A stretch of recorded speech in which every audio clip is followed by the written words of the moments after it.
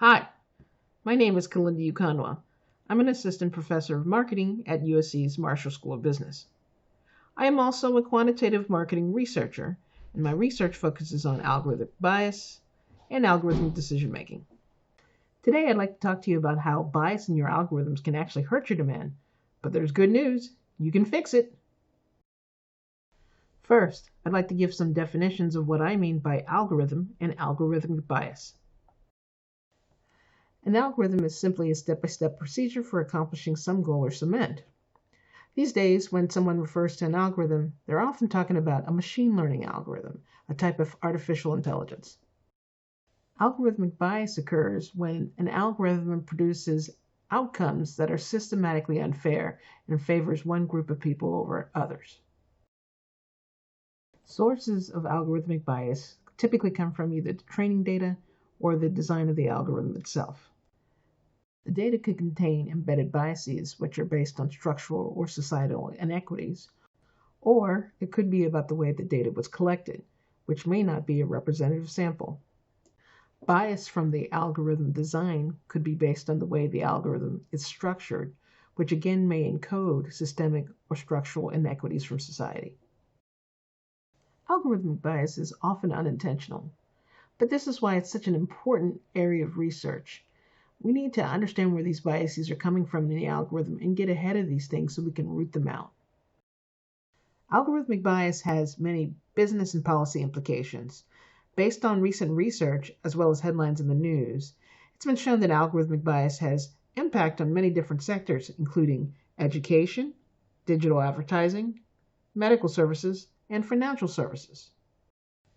One great example of this is the case of the Apple Card. Back in November 2019, Apple Card hit the news with a scandal where there were accusations that the Apple Card, and particularly the algorithm behind it, was discriminatory against women. The Apple Card controversy all started with a couple of tweets from David Heinemeier Hansson and co-founder of Apple, Steve Wozniak. Back in November 2019, they both tweeted that they had, along with their wives, applied for the new Apple Card. But they had received 10 to 20 times the credit limit of their wives, despite the fact that they both had the same financial background and the same financial assets. They accused the Apple Card and its algorithm of being sexist against their wives and women in general. What's really interesting is that these tweets became very viral. They generated a lot of engagement and activity online. In fact, the algorithmic bias that the Apple Card was accused of generated a lot of word of mouth. Cases like these beg a natural research question. What are some of the possible downstream effects of algorithmic bias on consumer demand? In other words, with this Apple Card case, can the word of mouth generated by the algorithmic bias affect others who would consider applying for the Apple Card? Just to preview the results of research I've done, I do find that algorithmic bias can affect consumer demand. This is based on the results of a research paper that I did with my co-author, Roland Russ, called Algorithmic Discrimination in Service. I find that algorithmic bias can be profitable in the short run, but unprofitable in the long run due to the results of word of mouth reducing consumer demand. Now, you might think, well, of course it's going to reduce demand because in the case of the Apple Card, the word of mouth was negative. But the paradox is, in my findings, I find that word of mouth doesn't even have to be negative. It can be positive, it can be neutral, and yet the outcomes are the same. I also find actions that can reduce algorithmic bias and ultimately help to protect demand include redesigning the algorithm or improving the training data. I'll talk more in a moment about the details of how that can be done. Let me walk you through a quick example of how algorithmic bias can rise. Let's say there's an online bank, and let's just say that it uses machine learning algorithms to determine who gets a loan. Let's assume that this bank uses what I call a group-aware algorithm, and a group-aware algorithm is the type that uses training data that has information about individuals who are applicants as well as the groups they come from to make a decision on whether that person should get a loan. With group-aware algorithms, they have different thresholds for service by group, where a group could be based on gender, race or ethnicity, social economic class. And I'm going to refer to this threshold as a minimum score criterion, which is, in this case of the bank, the minimum score for a given group that a person has to have in order to receive a loan from the bank.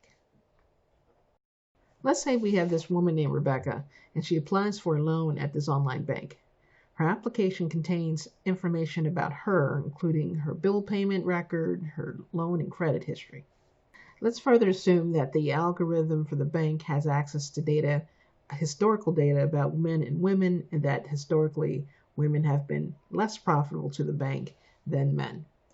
A group-aware algorithm would have a different score cutoff or minimum score by group, where the less profitable group would have a higher score cutoff. In this example, Rebecca's score of 65 would not meet the minimum threshold or cutoff for women because it's not high enough, and so she would not receive a loan. However, if we were to resubmit her application and say that she is a man, her score would meet the cutoff for men, and she would receive a loan. Note that nothing has changed about Rebecca and her actual behavior around lending or credit. The only thing that has changed is her group designation. The algorithm's prediction of her ability to repay back the loan, which is measured in equality, whether she's designated as a man or as a woman, that difference is how I define and measure algorithmic bias. By the way, many firms use these type of algorithms. This is a simplistic but representative approach of algorithms that use individual and group information to make decisions. So you might say, well, why not use an algorithm that doesn't even use group information and just has one single cutoff that everybody needs to get a loan? I'm going to refer to this type of algorithm as a group blind algorithm, which only uses one threshold for service. But note that in both cases, the algorithm does not take into account the impact of its decisions on future demand for services. In my research, here's how I model the demand effects from the algorithm's decision. Let's say this is Jim and he wants to apply for a loan. He can either apply for a loan at Bank A, which is Rebecca's bank, or to another bank, which we'll call Bank B. In order to make his decision of which bank he's going to apply to, he wants to ask people in his network, which includes Rebecca, about whether or not they got a loan at Bank A or Bank B. In addition, he's going to keep track of who in his network is actually in the same group that he is in, because this additional information could be informative to him about his likelihood of receiving a loan from a bank.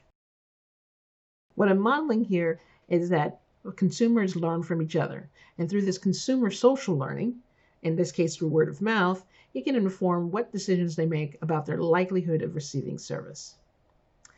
But as a result of this particular process, then the question arises of what kind of algorithm is going to end up being most profitable to the firm if we take word of mouth into consideration. Is it the group-aware algorithm, which uses information about the group as well as the individual to make decisions and therefore has two cutoffs or thresholds for service? Or is it the group-blind algorithm that only uses one single threshold or cutoff that everybody must exceed and in essence ignores or does not use group information? To examine this question, I use agent-based modeling. Agent-based modeling is a simulation technique, and in this case, I am simulating the loan giving process. I have two groups of people, those from the L group that are not as profitable to the bank, and the H group, which is more profitable. I also include in this simulation two types of banks, one that uses a group-aware algorithm and one that uses a group-blind algorithm in order to make decisions about loans. And the simulation's purpose is to determine over the long run who's going to be more profitable, the group-aware algorithm bank or the group-blind algorithm bank. Overall, my findings show that algorithmic bias can be profitable in the short run. I find that group-aware banks, these are the ones that have a separate threshold for each group of consumers, are actually more profitable than group-blind banks. However, algorithmic bias is unprofitable in the long run. My results from my agent-based model show that group-blind banks are more profitable in the long run in terms of cumulative profits. So why does profit reverse? Well, the intuition and key here is the power of word of mouth. Whether word of mouth is positive, negative, or neutral, consumers are learning from each other about where are they likely to get service. L group and H group members learn from each other. And recall that L group in my example were women, H group members were men. Over time, L group also learns that it's tougher to get service at group-aware firms, and so they gravitate towards group-blind firms where there was a single threshold or cutoff. On the other hand, H group members find that it's easier, relatively speaking, to receive service at either type of bank. And so with sufficient word of mouth, the combined demand is greater at services that have group-blind algorithms in the long run. So here are some key takeaways on how organizations can reduce the impact of algorithmic bias and improve their demand. It could either be through the design of the algorithm or through the training data. Ways you can reduce algorithmic bias through the design of the algorithm include consideration for including word of mouth directly in the algorithm in the model itself, or consider ignoring group information or information that proxies for groups in the algorithm. Also, consider applying fairness, accountability, and transparency standards to the design, testing, or auditing of algorithms before they get out the door and are deployed. Ways that you can tackle algorithmic bias through the training data itself include first, ensuring that the data has high variation and representation, that it includes people or cases that represent all your consumers. Second, consider investment in measurement error reduction methods and tools, because my research shows that you reduce the measurement error, it reduces the bias. Third, consider continually measuring and monitoring the degree of bias in your algorithms. There are already measurement toolkits out there, such as IBM's AI Fairness 360 or Microsoft's FATE. They can enable you to continually measure and improve on algorithmic bias. So I'd like to leave you with some final thoughts. As I've laid out here, algorithms can have many potential issues. They can amplify and propagate existing biases. They can make black boxes that make the decision process very, very unclear. And with automation bias, we humans often believe the machine is always right. But I don't want you to walk away thinking that algorithms are evil or bad. In fact, I think they present an immense opportunity for us as a society, because they make data-driven decision-making much more efficient, and they can actually provide greater transparency behind decisions than we have today. So think about it. If you were to ask a human being, why did they decide to turn down Rebecca for a loan, it's going to be very difficult to understand or get a clear answer. On the other hand, with algorithms, we can examine and audit them. We can look at the code. We can actually pinpoint the reason why there was bias, and we can fix it. Not so easy to do with human beings.